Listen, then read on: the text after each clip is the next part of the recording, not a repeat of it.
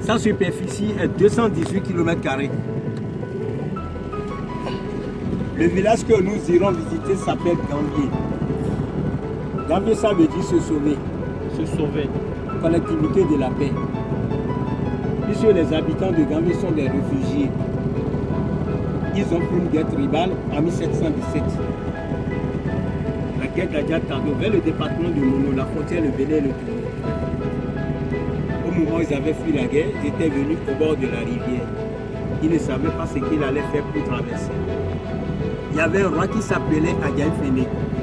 Il était très puissant, il a vu un épervier passer en haut, il a commencé par lancer des paroles incantatoires. L'épervier s'est descendu, demandait pardon à l'épervier de les transporter. Immédiatement, l'épervier lui a transporté sur le dos, il lui a amené sur une île.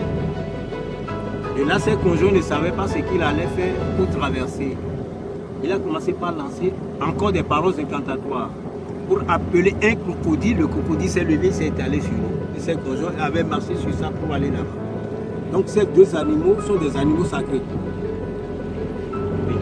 Donc, si on vous coupe, c'est ce qui explique le fait qu'il y a certaines personnes à Gambier qui ont des signes de crocodile sur eux là.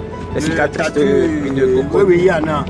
Mais oui. Est-ce qu'il y a du croco ici? Non, actuellement il n'y en a plus. Non. C'était des paroles incantatoires. Ok, d'accord. Et encore.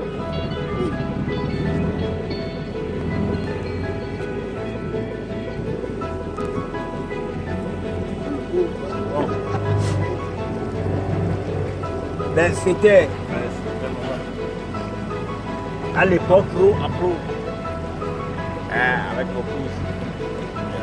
avec beaucoup à l'époque, c'était de l'eau douce. Contre l'érosion côtière, le lac est communiqué avec la mer. Et ça se jette dans l'océan.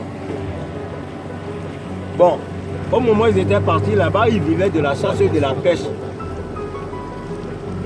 Bon, ils étaient là, en train d'enfanter. Jusqu'à ce jour, la population de Gambie, là où on ira visiter, est 35 000 habitants. 35 000. Sur le lac, nous avons 42 villages. Gambie est le plus grand village du lac.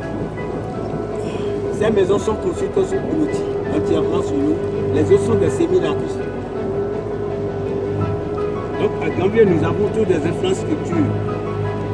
Nous avons des écoles, la maternité, des dispensaires, des cliniques privées, des boutiques, des auberges, des hôtels et des forages d'eau potable. Des forages d'eau potable. Forages d'eau potable. Ça rentre sous le sol, c'est ça? À 130 et 140 mètres de profondeur pour trouver de l'eau potable. Donc les habitants de là-bas vivent essentiellement de la pêche et de la contrebande. C'est tous les produits. Vous voyez, c'est une cabane pour surveiller le parc. C'est le parc à poissons, c'est comme la pisciculture. On appelle ça akadia dans notre langue. Oui, akadia. C'est technique de pêche. Voilà. Je suis géographe. Je sais tout ce que tu peux dire. Ou bien. Donc, pour avoir un parc, il faut prévoir jusqu'à 2 millions de francs CFA.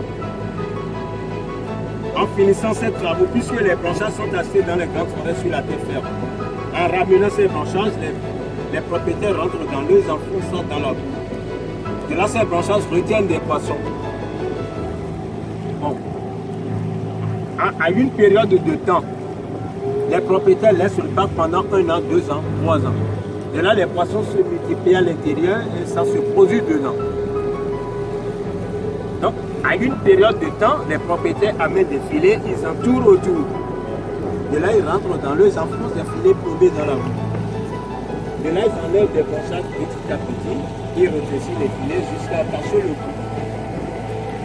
Mais ils ne ramassent pas des filets le même jour. Ils font 1 mois, 2 mois, 3 mois pour ramasser. Ils vendent des poissons en quantité ou en panier. Dans un parc, ils capturent jusqu'à 7 tonnes. 7 tonnes. 1 million. ça rapporte sur le lac poissonneux.